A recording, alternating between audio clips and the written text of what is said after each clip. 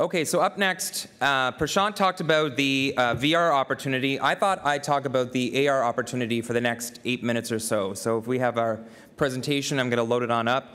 And so what I really wanted to hone in on here is, many of the numbers that Prashant shared, AR, VR is grouped together. I want to hone in a lot on some of the technology trends that we're seeing from an investment perspective.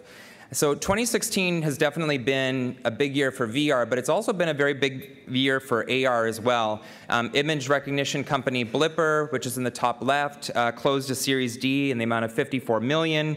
Of course, I'm pretty sure we all know Pokemon Go. Although that has slowed, you may be surprised or not surprised to know that it's still bringing in $2 million a day, which is probably one of the most successful AR implementations that we've seen so far.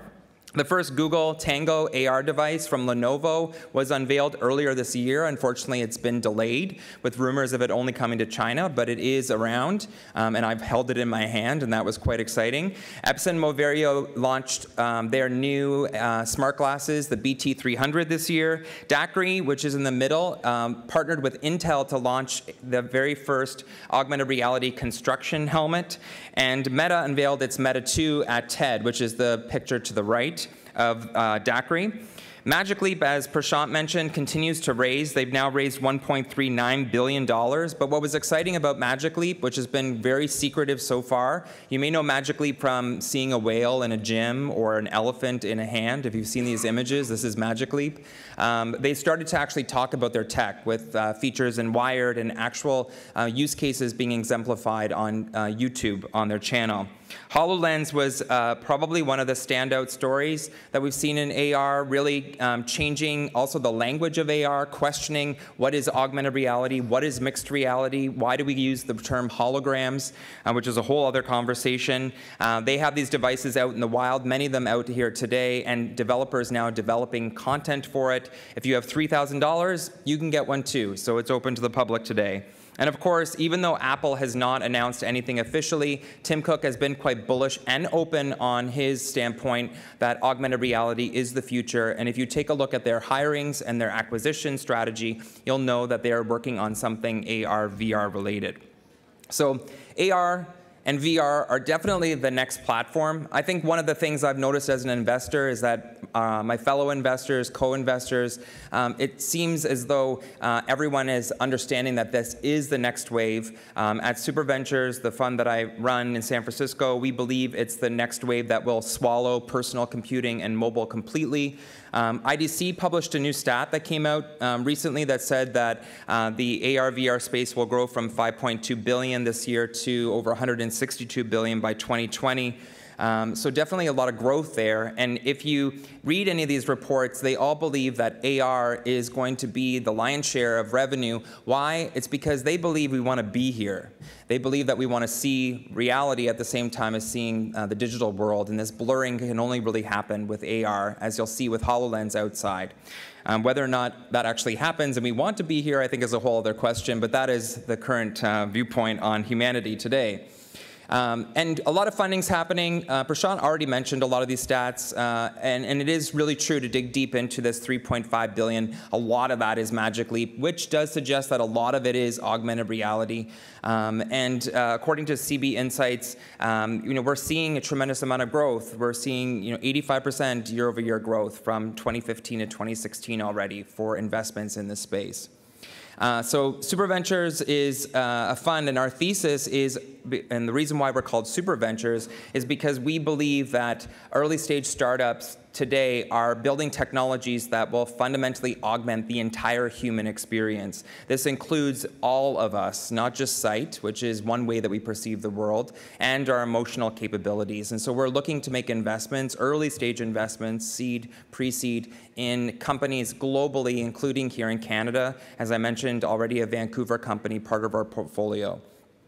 And we're looking at it across the entire ecosystem. So the compute platforms like operating systems. We're looking at things like hardware components, displays, input devices, HMDs, of course, software development kits and authoring tools. We've decided to take the approach of finding, again, these building blocks that really service OEMs and the developer community. Right now, we've really held off on making some concrete bets in applications because, like Prashant mentioned, there's still some time that needs to develop fully on the consumer end for that to be fully realized. So I'm going to give really quickly, so I'm going to break down some of the trends that, that we're looking at. So the first is hardware. So of course, with AR, there are brand new devices that are the future. So AR is very unique. It's very different than VR. Although mobile VR exists, you can't have mobile VR by holding it in your hand. You can have AR by holding it in your hand, as long as you move the phone up to your line of sight. When we talk about AR, it is important to realize that there is AR that can happen on mobile and tablets, and then there's the future of AR that everybody wants to focus on, which is the AR on your face. So the AR on the face is where there's a lot of opportunities, where you could build a whole new HMD like Sulon is from Markham, but you can also consider some of the components that are necessary to make that up, such as retinal projection, or Nitero, a company that we invested in Austin that's creating a Wi-Fi chip that uses a 60 gigahertz Wi-Fi band to be able to untether AR, VR devices. We're also looking at companies that are allowing and affording for 3D scanning. Steve Simpson is demoing the occipital structure sensor. Again, the foundation of AR, VR is what Dan was talking about, the shift from 2D to 3D computing, and the ability to bring objects from the real world into AR, VR is extremely lucrative. Companies like It's Me out there, Quantum Capture are all great examples of potential investments and investments that are happening already in the space because they are creating content that is 3D. They're being able to replicate this world and put it into the virtual one. We're also looking at computer vision platforms. So computer vision is probably the #1 word you need to have in your lexicon when it comes to augmented reality. Augmented reality typically right now is the ability to give computers the superhuman power of sight, but not just to see. It's not dumb seeing, it's actually smart seeing, and that's where artificial intelligence and cognitive computing comes into the mix. So companies like Fringify from Israel, another portfolio company, is developing a computer vision platform that can recognize buildings by allowing your smartphone and the use of the camera to take that image and then match that image in their database to bring up that building and then provide X. Could be Yelp or Zillow results, for example, or it could be used in the military. We're also looking at authoring tools. So augmented reality authoring tools for developers. Wikitude, PTC Vuforia are two really popular ones right now. But coming back from China, which is where I was last week, we're seeing some new emergence on the SDK side.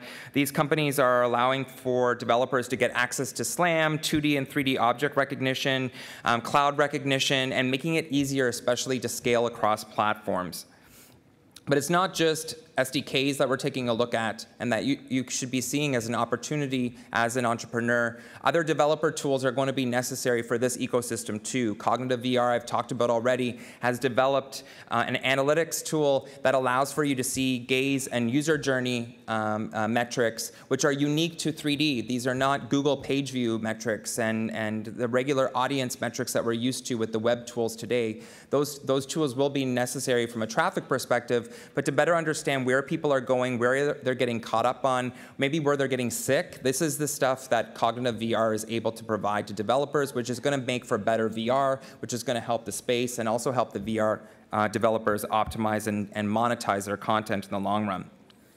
AR interactions and interfaces is a big opportunity. We had new paradigms with mobile. If you recall back when Steve Jobs held up the iPhone, the big thing was the pinch and zoom. This was a new interface, new modality that was unique to mobile. What will this be in AR? What will this be in VR? We're still fleshing that out.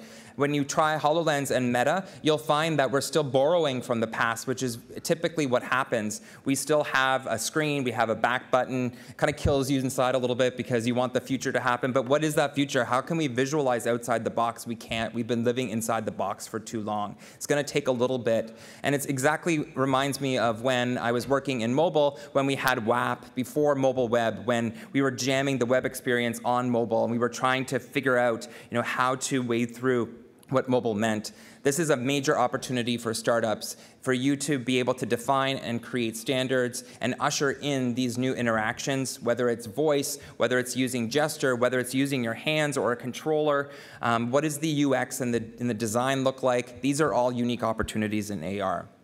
And this leads me into tools and peripherals. We've invested in a 3D stylus, which allows for you to be able to create with finite precision in virtual reality. This same device could lend itself well to augmented reality. Tilt Brush by Google is the most popular HTC Vive experience. Why? Because you need to put your body into the mix. We're not just our eyes.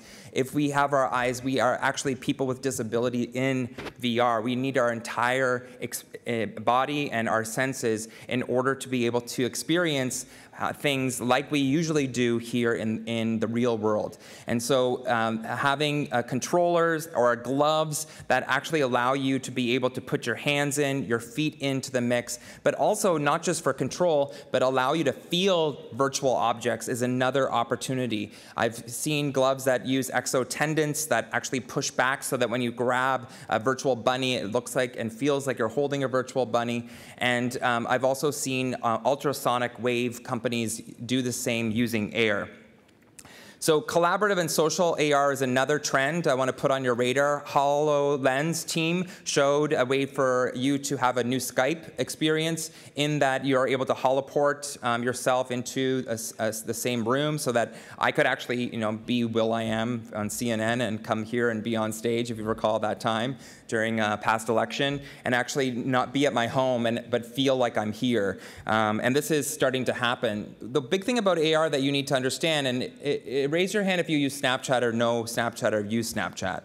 So when you use Snapchat, you can put a filter on anything. And one of the favorite things I love to see is when people put a filter on the people on TV, and the filters actually change the faces on TV. Augmented reality will allow us to personalize these spaces. If you all were wearing contact lenses or smart glasses, this entire Mars auditorium could be a Western saloon, it could be Mars, it could be Spain. We're going to be able to personalize our space, but what does that mean when we want to collaborate and have shared experiences? That's where an opportunity exists. Of course, when we talk about AR, right now the opportunity is in enterprise. And a company in Calgary called Scope AR is doing remote collaboration and remote assistance. This is a very popular AR use case. And so companies like Daiquiri that are creating construction helmets are all trying to facilitate a more efficient workforce, a smarter workforce, a safer workforce. And why is AR justified in the enterprise? Because they can see automatically the ROI, and so they can justify the cost of a $3,000 HoloLens if it's going to save them a whack load of money over the course of a year, as well as potentially also saving a life on the line. So we're seeing a lot of activity in aerospace and manufacturing, warehousing, as well as field work, medicine, education, and training. So this is one area where we would perhaps not just take a look at the fundamental technologies, but look at, as Prashant mentioned, some of those specific niched use cases as a potential investment opportunity. And I mentioned mobile AR, and I want to leave you with two things. There is a lot of activity, and there are a lot of investors that are emphasizing the smart glass opportunity, the face AR. But I have a very funny suspicion that we're going to see a lot of really great things happen with the device that already is in our hand because it has the widest adoption. And again, coming back from China, where WeChat is the #1 social network, and they all use QR codes, and QR codes are everywhere. I see how even in there, as well as here with Pokemon Go, we're starting to learn that behavior of, hey, we can use this phone for more than just the digital world. We can use it as a bridge to the virtual one as well. Yes, this sounds like 2007 if you were doing AR before, but it takes time for the market to catch up. I think the market is catching up to mobile AR. Expect your applications to get those little notifications in 2017, and those little notifications will be something related to augmented reality as a feature. And it could very well be marketing or entertainment or driving clicks to bricks, whatever it is. Hopefully they will be good experiences. This is what we should really cross our fingers for. But beyond your smartphone that you have today, we have new smartphones and devices coming down the line. We have Lenovo's Fab 2, which is a Google Project Tango phone. Even Apple's new iPhone 7 Plus, which doesn't have necessarily all the equipment for AR, does have a camera that can now do depth, and that's actually a big step in the right direction for AR.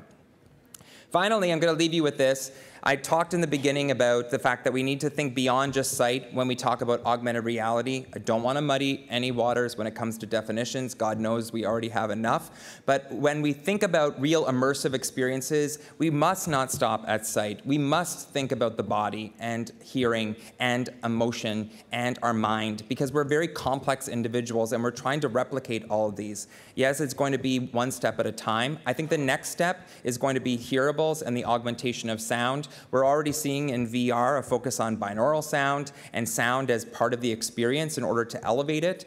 Apple did something very big at their announcement, and it was blessing the hearables category with the Apple AirPod. I suspect that we're going to be walking around with a hearing aid not too very far into the future. And devices like here from Doppler Labs is a device that will allow for you to be able to hear virtual objects while in the physical space, because there will need to be that mixing and meshing of that little elephant in your hand at the same time as being in the auditorium in order for it to feel real. If it makes no noise, then it's just like a silent movie. And it doesn't just stop at augmenting the elephant. We're also going to be augmenting how we hear the real world. And if you try Dopplers here, they have a cue to that. They not only enhance your ability to hear, which is something we can all benefit from, but they also allow you to change how you're hearing. So right now, if you wanted to, you could make it sound like I'm on acid, or or that I'm a little bit, or I'm a little bit hyper, or like maybe that's already how I usually am. That's not a good example, but this is just a cue to what's to come in augmented reality. So rapid fire tech trends, things we're taking a look at from an investment standpoint. You build it, come to me. Maybe I can fund you. And I'm really happy to be able to add that to what I'm trying to do in this ecosystem. So with that, I'm going to pass this over to Paula, and we'll get started with the panels. Thank you very much.